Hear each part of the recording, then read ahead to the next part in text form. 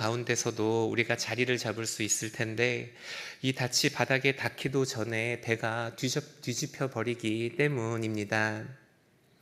우리가 반석 위에 집을 지어야 하는데 어디에 집을 지어야 할지 장소를 찾기조차 어렵습니다. 우리 교회는 어디에 반석을 세워야 하겠습니까? 모든 것이 상대적으로 여겨지고 또 변하지 않는 진리는 없다고 말하는 이 세상 가운데서 우리는 어디에 우리의 믿음을 세워야 하겠습니까? 이 세상의 모든 것이 급변하는데 우리 교회도 이 세상 가운데서 살아가다 보니 세상 문화가 교회 속으로 스며들기 마련입니다. 그래서 우리 교회는 현재의 어디에서도 우리의 믿음의 반석을 세울 곳을 찾을 수가 없습니다. 하지만 우리에게는 분명한 소망, 미래에 일어날 분명한 사건에 대한 확신을 가지고 있습니다. 그리 멀지 않은 미래의 어느 날 예수님께서 우리를 찾아오신다는 사실입니다. 이것이 바로 급변하는 시대를 살아가고 있는 우리가 흔들리지 않을 수 있는 믿음의 소망이 됩니다. 우리는 확신할 수 없는 이 시대를 살아가면서 언젠간 이곳에 다시 오실 예수님, 이 분명한 소망에 우리의 믿음의 닻을 내려야 합니다. 예측할 수 없는 불확실한 오늘 하루를 살아가지만 예수님께서 다시 오시는 그날에 대한 분명한 확신을 가지고 오늘을 살아가야 하는 것입니다. 그 확실한 소망에 우리 믿음의 닻을 내리는 것이 우리가 급변하는 세상 가운데서 흔들리지 않고 우리의 마음을 굳게 잡을 수 있는 방법입니다. 오늘 우리가 읽은 본문 말씀에는 초대교회가 가지고 있었던 세 가지의 어려움이 등장을 합니다. 야고보는 곳곳에 퍼져 있는 온 이스라엘을 향해 세상의 마지막 날에 다시 오시는 예수님을 향한 소망을 가지라고 분명히 말을 합니다. 사랑하는 성도 여러분, 오늘 본문을 통해서 세상의 여러 어려움과 고난 가운데 우리 삶의 유일한 소망이 되시는 예수님을 바라보시기를 축복합니다. 그리고 세상의 마지막 날 우리를 위로하시고 우리의 눈가에 눈물을 닦아줄 그 예수님을 바라보며 오늘 하루를 살아가는 귀한 성도님들 되시기를 축복합니다. 우리가 세상에 다시 오실 예수님을 바라볼 때 성도로서 받는 불이익을 인내할 수 있습니다. 먼저 우리 함께 야고보서 5장 7절 말씀을 함께 읽도록 하겠습니다. 그러므로 형제들아 주께서 강림하시기까지 길이 참으라. 땅에서 나는 귀한 열매를 바라고 길이 참아 이른 비와 늦은 비를 기다리나니. 오늘 우리가 읽은 본문 말씀은 그러므로 라는 접속어로 시작을 합니다. 즉 오늘 본문은 새로 시작되는 내용이 아니라 앞선 문맥의 결과로 주어진 내용이라는 것을 알 수 있습니다. 어제 말씀이었던 앞선 5장 1절에서 6절 말씀을 보면 하나님께서는 세상의 부한자들을 향해 경고를 하십니다. 그런데 여기에서 말하는 세상의 부한자들이란 그저 경제적으로 부유한 물질적인 부자만을 의미하지는 않습니다. 앞선 그 문맥을 살펴봤을 때 이곳에서 말하는 부자란 마음이 부자인 사람들, 하나님을 떠나 세상의 삶의 목적을 두고 재물을 쌓으며 자신을 위해 살아가는 사람들을 가리킵니다. 야고보는 이들을 마음이 살찐 자라고 부르면서 이들에게 임할 고생으로 말미암아 울고 통곡할 것이라 말을 합니다. 하나님의 진노와 심판이 이들 가운데 임할 것이기 때문입니다. 이어서 야고보는 우리가 읽은 본문 말씀에서 그러므로 라는 접속사로 시작을 합니다. 하나님을 떠나 자신의 이익을 위해 살아가는 사람들에게는 하나님의 심판이 임하지만 하나님의 백성들인 너희들은 예수님께서 다시 오시기까지 계속해서 하나님의 백성으로 살아가라는 의미입니다. 우리가 세상 가운데 성도로 살아간다는 것은 어려운 일입니다. 복음을 전하는 일 때문에 감옥에 갇히거나 매를 맞는 일도 힘든 일이지만 우리는 그리스도인이기 때문에 세상 가운데서 누리지 못하고 포기하는 것들이 많습니다. 우리는 그리스도인이기 때문에 다른 이들에게 양보를 해야 하고 또 우리는 그리스도인이기 때문에 다른 이들에게 내어줄 수 있어야 합니다. 우리는 그리스도인이기 때문에 나의 뺨을 때린 사람에게 반대쪽 뺨을 내어주어야 합니다. 우리는 그리스도인이기 때문에 11조를 내어야 하고 또 우리는 그리스도인이기 때문에 많은 시간을 교회를 위해 사용합니다. 우리는 그리스도인이기 때문에 세상의 즐거움도 마음대로 누리지도 못합니다. 우리는 술을 마시지 않고 또 담배를 피지 않고 또 세상의 유혹과 욕망 앞에서 넘어지지 않기 위해 애를 쓰며 고군분투합니다. 우리는 그리스도인이기 때문에 세상 사람들이 즐기는 그런 즐거움과 유익을 전혀 누리지 못합니다.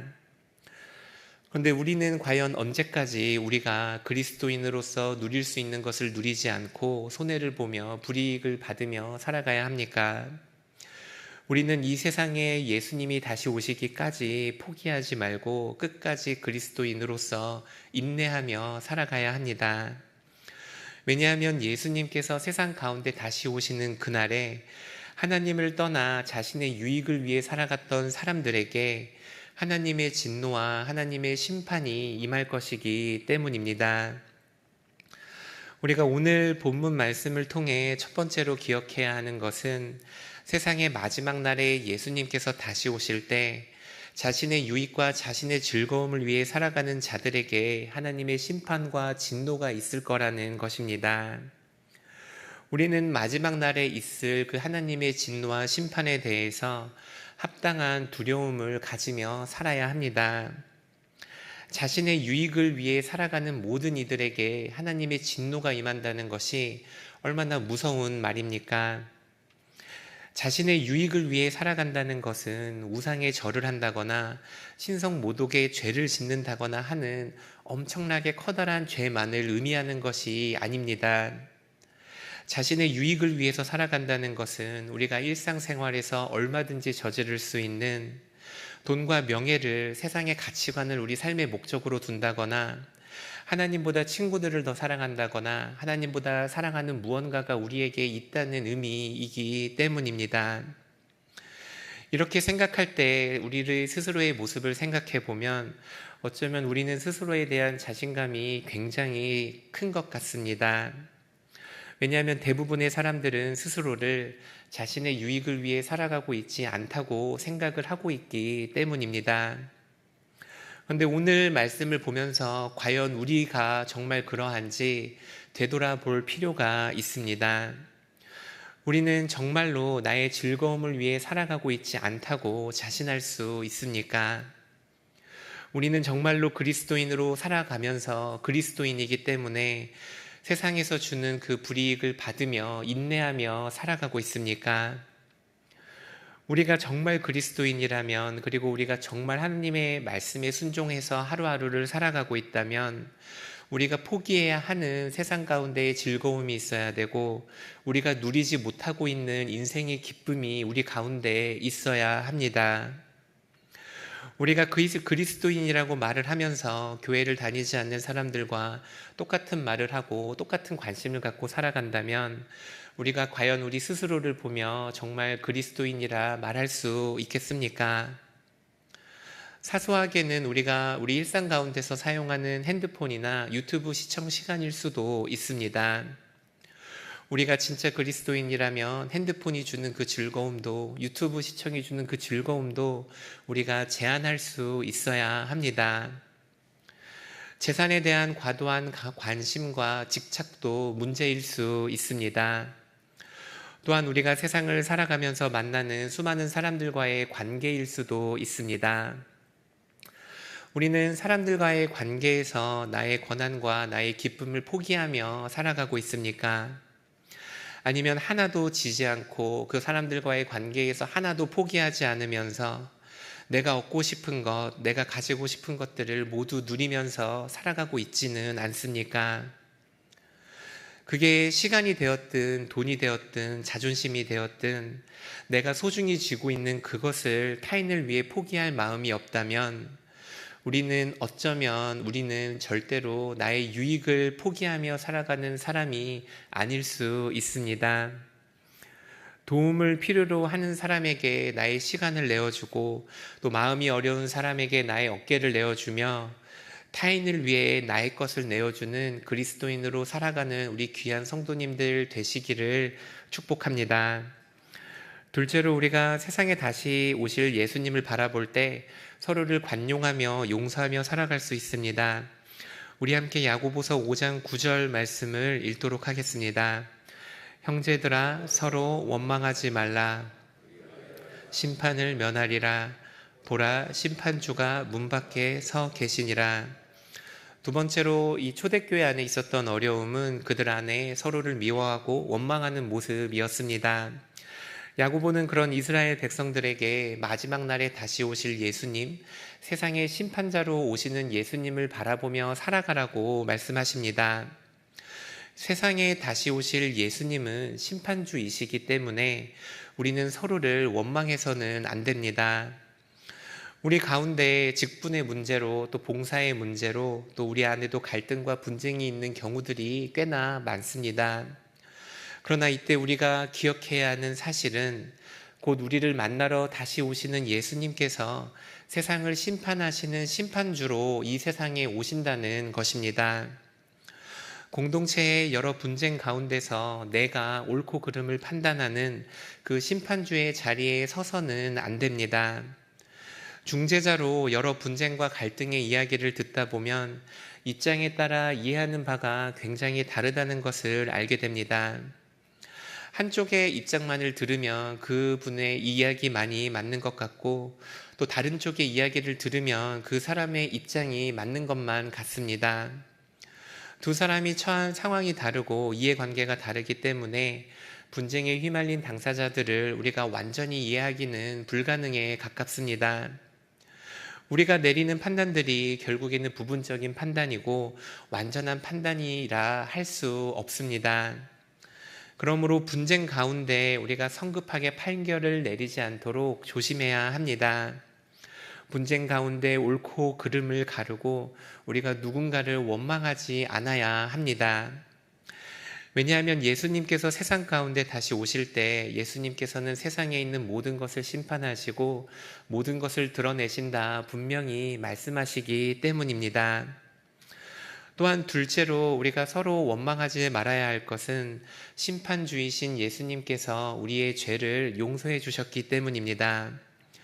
우리가 이 땅에 다시 오실 그 예수님께서 심판주라는 사실을 기억한다면 우리는 결코 다른 일을 정죄할 수도 없고 평가할 수도 없다는 사실을 쉽게 알 수 있습니다. 우리가 10,000달란트의 빚을 용서받은 사람들인데 우리가 감히 어떻게 100데나리온의 빚을 진 사람들을 정죄할 수 있겠습니까? 예수님께서 나의 죄를 용서해 주셨기 때문에 우리도 다른 이의 죄를 용서해 주어야만 하는 것입니다. 우리가 속한 모든 갈등의 관계에서 우리를 곧 찾아오실 예수님께서 심판주로 오신다는 사실을 기억하시기를 바랍니다. 그 모든 갈등 가운데 시비를 가리지 말고 하나님께서 판결해 주시기를 기도하는 우리 귀한 성도님들 되시기를 바랍니다. 그리고 하나님께서 나의 죄를 용서해 주신 것처럼 타인의 죄를 용서해 주고 타인을 긍휼히 여기는 우리 귀한 성도님들 되시기를 축복합니다. 셋째로 우리는 세상에 다시 오실 예수님을 바라볼 때 이 세상에서의 고난과 아픔을 견딜 수 있습니다. 우리 함께 마지막으로 야고보서 5장 11절 말씀을 읽도록 하겠습니다. 보라 인내하는 자를 우리가 복되다 하나니 인내를 들었고 주께서 주신 결말을 보았거니와 주는 가장 자비하시고 긍휼히 여기시는 이시니라. 마지막으로 오늘 본문 말씀을 보면서 기억해야 하는 것은 하나님께서는 우리가 세상 가운데 살면서 겪는 모든 아픔과 슬픔을 갚아주시는 분이시라는 것입니다. 때로는 우리에게 허락하신 그 고난을 생각하며 왜 나에게만 이런 고통을 주시는지 하나님을 원망할 때도 있습니다. 하지만 우리가 우리 삶 가운데 하나님께서 주신 그 고난과 아픔을 생각할 때 항상 기억해야 하는 것은 하나님께서 누구보다 자비하시고 누구보다 긍휼히 여기시는 분이시라는 사실입니다. 누구보다 우리의 아픔을 잘 아시고 누구보다 우리를 깊게 공감하시며 누구보다 가까이에서 아파하시는 하나님이시기 때문에 하나님께서는 예수님께서 다시 오시는 그날에 우리를 향한 위로와 사랑을 준비하고 계십니다. 우리가 오늘 겪고 있는 다른 사람들은 이해할 수 없는 나만이 갖고 있는 그 고난은 무엇입니까? 하나님께서 나에게 왜 이런 아픔을 주셨고 왜 이런 고통을 주시는지 이해할 수는 없지만 우리가 한 가지 알 수 있는 분명한 것은 가장 자비하시고 긍휼이 많으신 하나님께서 우리가 겪고 있는 그 모든 고통을 알고 계신다는 것입니다.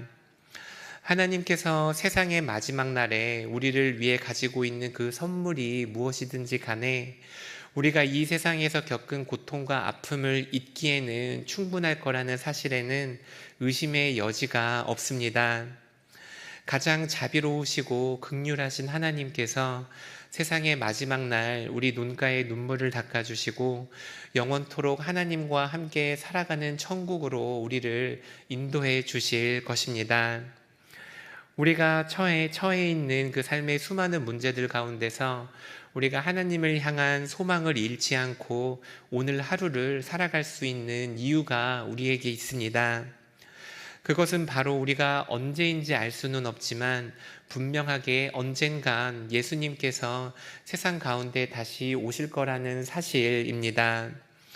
예수님께서 구름을 타시고 세상 가운데 다시 오시게 될 때 그는 자신의 즐거움을 위해 살았던 모든 이들을 심판하실 것입니다.